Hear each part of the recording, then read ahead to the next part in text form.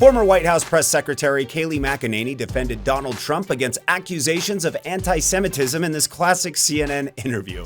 Hello and welcome back. I'm Steve Inman with Resist the Mainstream, reporting the news that the mainstream won't. Don't forget to subscribe, like, and of course hit that notification bell to keep up to date with classic videos like this and more.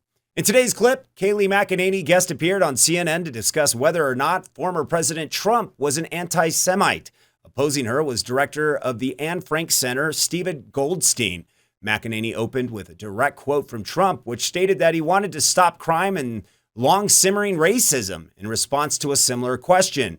After reading the very clear condemnation of racism, she asked the CNN host if he still believed Trump does not like Jews, which has nothing to do with anything, which led to Goldstein's aggravated response, as seen here. For those wanting to give the president a fair chance, you would have heard him condemn anti-Semitism. And I have his exact quote from the first time he was asked this question. He said, "I want peace in this country. I want to stop crime and long-simmering racism." That sounds like a condemnation to me. But some people on the left are using the veil of anti-Semitism and the charge of anti-Semitism to further their own political causes. It's dangerous. I agree with Alan Dershowitz fully that we should not be loosely throwing this term around. And I've got to ask you straight on, so you think the president does not like Jews and is prejudiced against Jews? You think that about the president of the United States? You bet. And do you know why? And wow is right, Kayleigh. Do you know why? Does he hate his daughter? Does he hate his son? You know what, Kayleigh? I am tired of commentators like you from the right trotting out his daughter, trotting out his son-in-law as talking points against the president's anti-Semitism. They are Jewish, but that is not a talking point against anti-Semitism, and that is a disgrace. Let's dissect your statement. Have you no ethics than to invoke people's religion as a talking point? Let's make this a dialogue. That itself is anti-Semitic. Let's make this a dialogue instead of a monologue. Goldstein boldly stuck to his beliefs while McEnany continued to press further. At one point, the CNN host, who acted as sort of a moderator, butted in to defend Goldstein when McEnany brought up the fact that Trump's own children were of Jewish heritage. She claimed that just because someone has a relative that is of a certain group or race does not necessarily mean that that person doesn't hold racist beliefs. In response to this, McEnany dropped a bombshell fact that effectively proved her argument in one reference quote, as seen here. Do you think the president dislikes his daughter? Okay. Answer the question. Answer, because you said he doesn't like Jews and his daughter's I'm under no obligation to answer a curveball question. Because you can't answer the question. Because it's a nonsensical question based on nothing. You know, when he's asked the question, he goes off for 20 seconds about his electoral college victory. Then he mentions racism. Later on, he does say, as for the Jewish people, I have a daughter.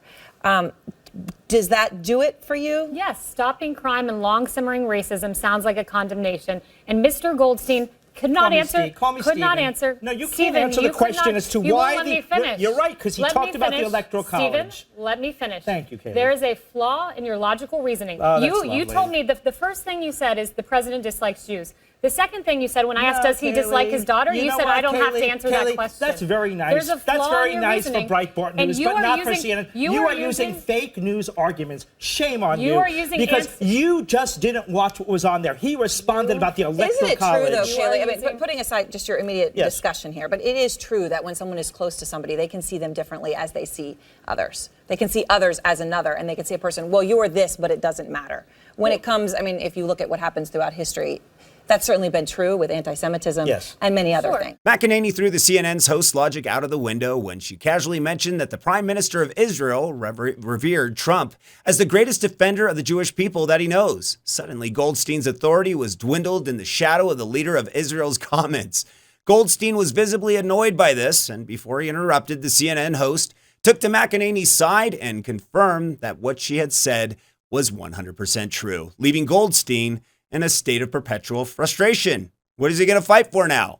He continued to ignore the prime minister's words and averted the debate, once again doubling down on his disapproval of Trump. Facts over feelings obviously doesn't matter to Goldstein. Well, he stood next to the Prime Minister of Israel, who said, I've known this man my whole life, essentially, Donald Trump, and he is the greatest defender of the Jewish people I know. And I think it's very sad that we have liberal commentators, Steve in particular, who is using charges, vile charges like anti-Semitism and racism with no evidence behind it. Kayleigh's right. The Prime Minister of Israel did say that. He did say that. Hey, but listen to what Donald Trump said. He is a conservative Here's Jewish what leader Donald of Trump Israel. said next to the Prime Minister of Israel. He talked about the Electoral College. We're talking about Donald Trump. We're not talking about Bibi Netanyahu here. When Donald Trump had an opportunity to speak out strongly against anti-Semitism, he's talking about the Electoral College. How ridiculous. Kayleigh. And then you come here and she asks whether he likes his own daughter. Because you started. You're doing a disservice to your own cause. Because by throwing out farce charges of anti-Semitism, you're neglecting the times where there actually is hate that we need to put a spotlight on. You know what? And why don't you respond to it instead of responding to the Electoral College? How do you think Goldstein reacted to this information? Does the Prime Minister of Israel's opinion supersede that of the director of Anne Frank Center when it comes to issues of anti-Semitism?